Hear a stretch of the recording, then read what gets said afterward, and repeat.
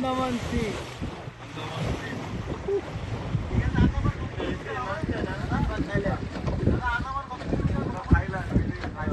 দাদা ডান দিকে আন্দামান সি। হ্যাঁ এই দুটো জায়গা থেকে এক হয়ে গেল। এবার আমরা আবার ব্যাক সাইডে এদিকে চলে আসি। তাও না আন্দামানে তো আইল্যান্ড প্রচুর, তাও ধরে রাখুন 4.5 ঘন্টা। হ্যাঁ বাই বোট 4.5 ঘন্টা। এমন কিছু দূরে না না না ছোট ছোট দ্বীপ তো অনেক, প্রায় কয়েকশো। জানি আমাদের ইন্ডিয়াতে দ্বীপ বলে।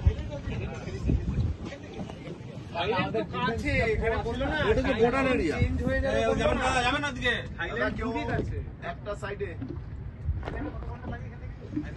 এখান থেকে একেবারে কাছে বলছিল না, টাইম জোন চেঞ্জ হয়ে যাবে। থাইল্যান্ড হাউ ফার থাইল্যান্ড 45 হ্যাঁ ওই বললো না তখন ওই এবার তুমি বাসে যখন ওইখানে যাবে তোমার টাইমিং সব হ্যাঁ কিছু চেঞ্জ। বলছিল 1 ঘন্টা কমে যাবে ওই বাসে বলছিল তো।